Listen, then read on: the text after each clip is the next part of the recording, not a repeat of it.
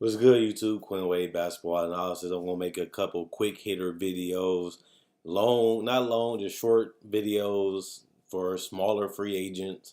I want to talk about Ersan IIyasova. I'm a little late on this, but he played for the Milwaukee Bucks for 7 seasons before becoming a journeyman around the league.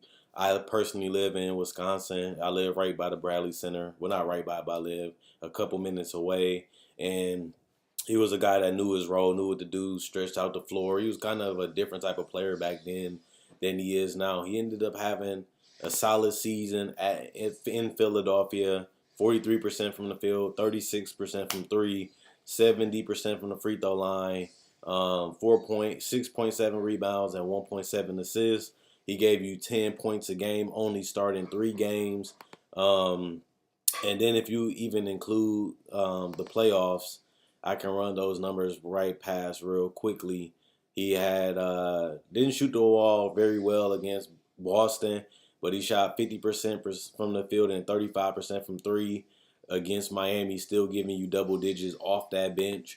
He's a guy that can be a seventh or an eighth man off a bench. Milwaukee need the floor space, especially because Thon McCarr hasn't really developed a consistent offensive game. He hasn't been able to be a consistent threat from the three-point line. That's something that Ersan has really been his whole career. Is he a knockdown three-point shooter? No, but he's a volume three-point shooter. He's going to shoot around league average, which is good. He's not going to shoot below or worse, really. So you get a guy that you know what he's going to bring to the table, and he's going to fit in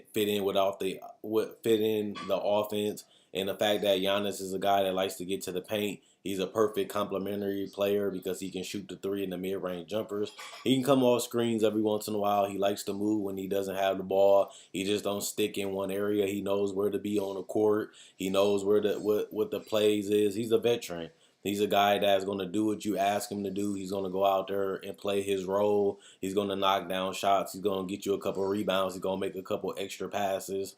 He's going to keep the offense moving and flowing. And that's a good thing because the Bucks need a guy like that. Mike Budenholzer is a genius when it comes to offense.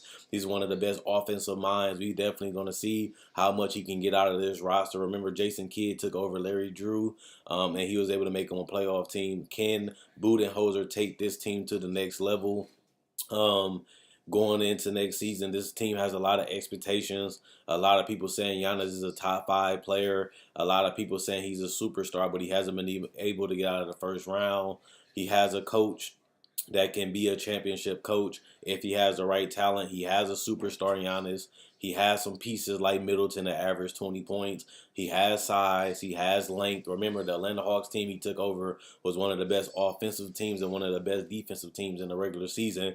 This Bucks team has more versatility, a better player that's a star in Giannis, a better complementary player in Middleton. Plus, this is a team that is in the East, just like the Hawks. So it doesn't take that many.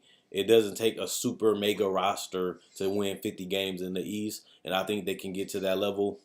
I think they just need to continue to fill out that bench a little bit more, and get some veterans that can come in and contribute for the low. And that's what Ersan is. He's not getting paid $10 million, not getting paid $15 million. He's getting a 3-year, $21 million deal. That's a low risk, high reward deal because he's just going to go there and do his job and provide floor space, and something that they need when they go long or big is to continue having that floor space and to Giannis learn how to have a consistent 3-point shot. It's going to be hard for them to continue to space out the floor with him and other players on the roster on the court at the same time. And he's a big guy. He's a guy that can play small ball 5. He's not a rim protector. He's not a defender. He's not a huge rebounder, but he can torch you on the other side of the floor, which is the offensive game, especially if you're a slower center. If you can't close out, or you're a power forward that is lazy, he can get hot. Remember, he averaged double digits off the bench for a couple seasons. You want a guy that can come in and do that, especially for a cheap asking price and still providing the floor space. And so he's a guy, you know what he's going to bring to the table. You know what he's going to do. He's going to shoot threes. He's going to do backdoor cuts. He's going to get to the free throw line every once in a while, knock down a couple threes, come off a couple screens, knock down some mid-range jumper, and make the extra passes and make sure he's playing off other players. When you have guys like Jabari, Giannis and Middleton, you need those guys that you can plug in with them. And Ersan IIyasova is one of those guys that no matter what team it is, he can plug in and fit right in because of his skill sets, and he's an asset really too. A player that teams don't mind having. A player that teams don't mind getting in the trade because they know what he's going to bring to the table, and he's a professional. He's going to go out there and do what you ask him to do.